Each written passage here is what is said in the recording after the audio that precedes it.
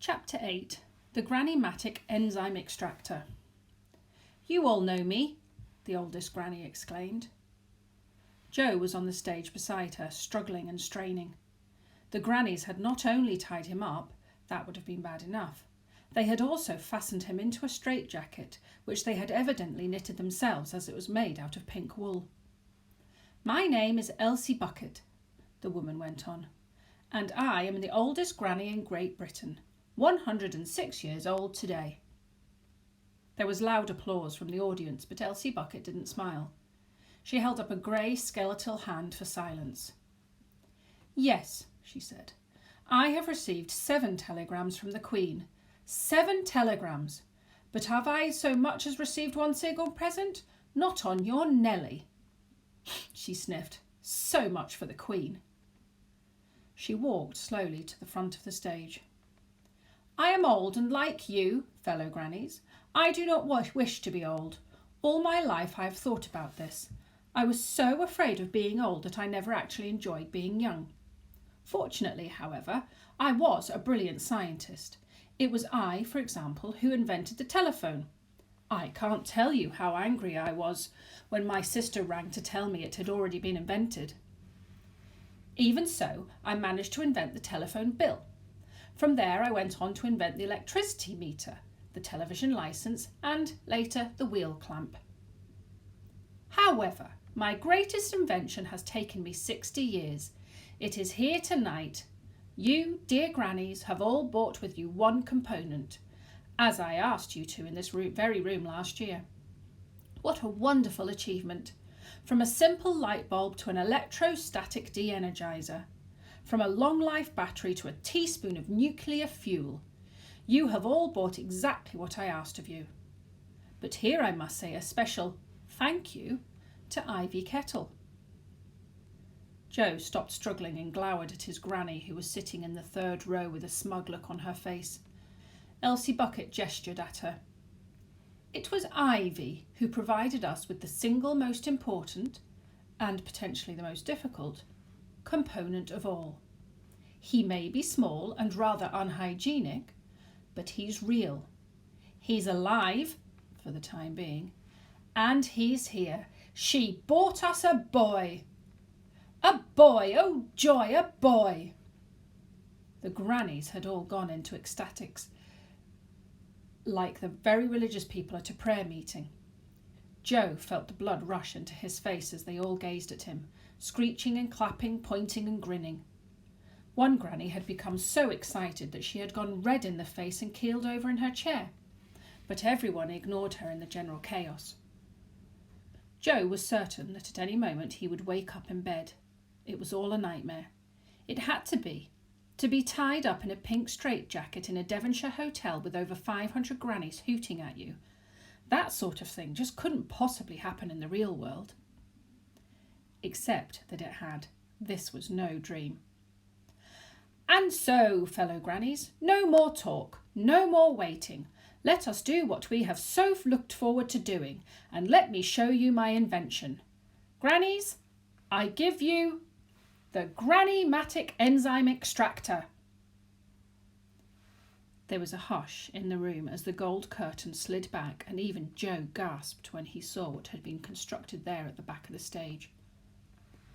At first he thought it was an electric chair. An ordinary wooden chair was indeed part of it, with coils and wires twisting round the legs and vanishing under the seat. But there was much more to it than that. A maze of glass pipes and tubes zigzagged and spiralled away into a line of bottles, some of them empty, some of them filled with a dark green liquid. A circular gauge reading "empty" in blue and "full" in red hung from a tangle of wires, with a golden arrow waiting to travel the distance between the two. The object that looked like a glass and steel tuber, Jo had seen it briefly in the reception area, was now suspended above the machine. Jo realised it could be lowered onto the head of whoever sat there. It, in turn, was connected to a complicated metal structure surrounding the chair, and, Jo swallowed hard when he saw this, there were no fewer than 13 large hypodermic syringes pointing inwards, attached to it at different levels. Joe imagined himself sitting in the chair, somehow it wasn't very hard to do, and saw that there would be 2 needles pointing at his ankles, 2 at his knees, 2 at his thighs, 1 at his stomach, 1 at the small of his back, 2 at his elbows, 2 at his neck, and 1, the highest, at the centre of his forehead. The syringes, big enough to inject a horse, were built into gold magnetic coils. All of them were wired up to work automatically. The whole ghastly contraption was connected to a control desk a few feet away. This was made up of the usual array of dials and gauges, flashing lights and buttons that he had seen on every episode of Star Trek. The only difference was that it had also been decorated with a small lace cloth and a flower in a pot. There was a comfy armchair behind it for the operator to sit on. "Take him!" Elsie Bucket commanded. Joe lashed out as the 4 grannies who had captured him fell on him again, giggling and wheezing, but he was helpless. As old and as weak as they were, there were 4 of them, and he was pinioned by the straitjacket. They pulled him, dragged his heels across the stage, and tied him into the chair. 2 leather straps went over his legs, 2 more across his chest, 1 on each arm, and 1 final one around his throat. There was nothing he could do. He sat, facing the audience, half blinded by the spotlights that were trained on him. He could just make out the small round head staring at him like so many coconuts behind the glare, but he was aware only of the 13 needles pointing towards him. His hand grappled for a wire or a circuit he could pull, anything to sabotage the machine, but he'd been tied too tightly and the chair had been too well designed. Gritting his teeth, he slumped back. Now he could only wait. "The granny-matic enzyme extractor," Elsie Bucket announced, moving into the light. "Last year, you will recall, we tested my elixir of life, the secret potion that would make me and all my dear granny friends young again. Over 100 ingredients had gone into my elixir of life. Avocado oil, ginseng, yogurt, royal jelly, raw oysters, ox blood, iron oxide, zinc, milk of magnesia, yak's milk, cactus juice, the yolk of an ostrich egg, and much, much more. But it didn't work. And why didn't it work? Because there was one missing ingredient. Enzymes are the stuff of life. Without enzymes, there can be no life. And this boy's enzymes, added to my wonderful elixir, will turn back the clock and instantly return us to our glorious, wonderful youth. And what about this glorious, wonderful youth?" Elsie Bucket pointed at Joe. "Sadly, the operation will kill the child, but I'm sure even he won't mind when he knows how happy he will be making all of us." "I do mind!" Joe shouted. Elsie Bucket ignored him. "In a minute I shall flick the switch," she said. "The machine will do the rest. His enzymes will be sucked out of him. They will travel down these pipes here." She pointed them out. "They will be thoroughly disinfected and then added to my elixir here." She tapped on one of the jars of green liquid. "From just one boy, I estimate we can make 500 doses, enough for everyone here.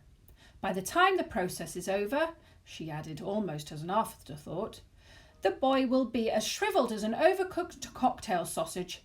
If you find this disturbing, I suggest you don't look."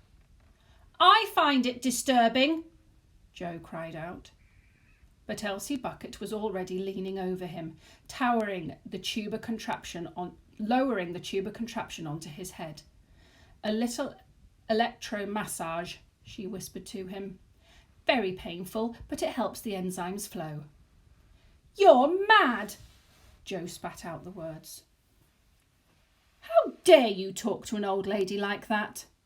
Elsie Bucket smiled, her face close to his, and Joe saw her grey tongue loll out of her mouth like a dying slug, then curl back to lick her ancient discoloured teeth, and suddenly he was more sick than afraid. "Now!" Elsie Bucket sang out the word. "Now!" the grannies chorused. "No!" Joe strained with every muscle, but the straps that held him were too thick. Elsie Bucket capered over to the control desk and sat down in the armchair. She raised her hands and flexed her fingers as if she were a concert pianist. Joe heard the bones clicking against each other. Then she stabbed down. The machine hummed and whirred into life. The green liquid bubbled. The light bulbs blinked and flickered. The leather straps around him seemed to tighten, but perhaps that was his own body tensing up as it all began.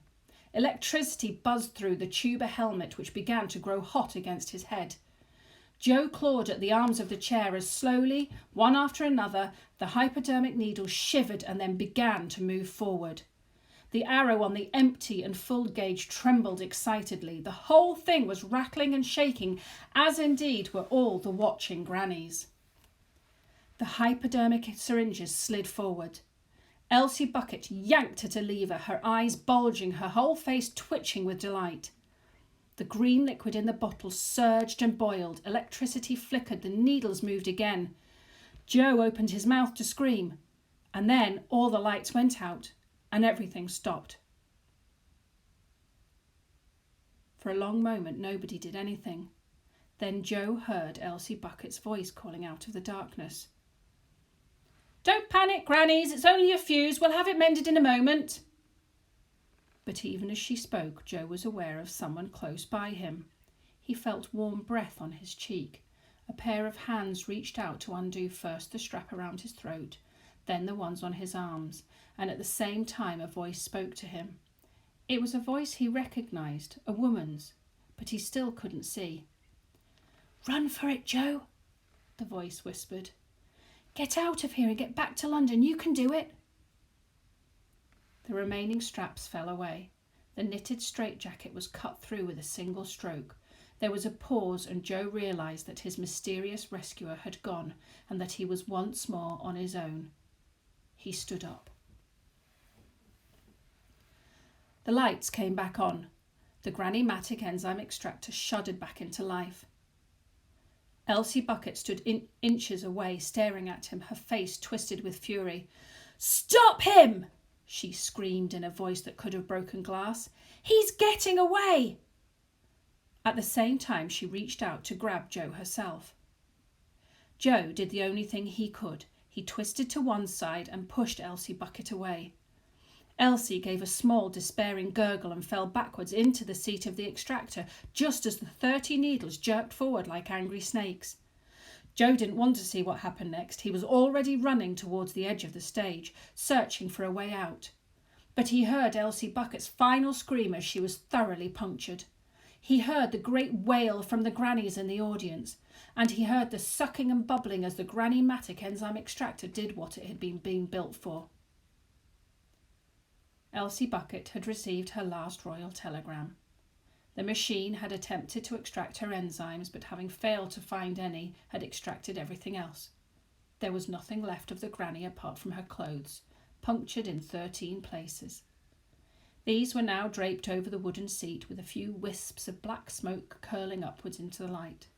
At the same time, a horrible grey ooze travelled along the tangle of pipes and spat itself out into the waiting bottles. In the audience, the grannies moaned, yelled and bit each other, uncertain what to do next. The machine had finished with Elsie Bucket and was now vibrating dangerously, trying to tear free of the stage. A few yards away, Joe found a fire exit and, taking a deep breath, reached for the handle.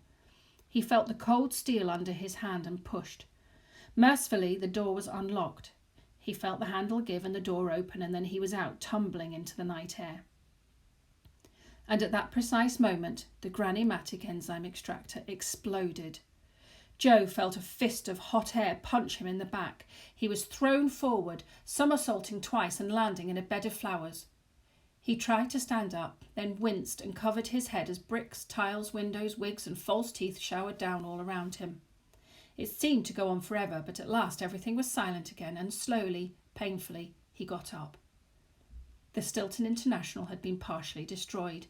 There was nothing left of the Elsie Bucket conference room, nor could he make out a single surviving granny.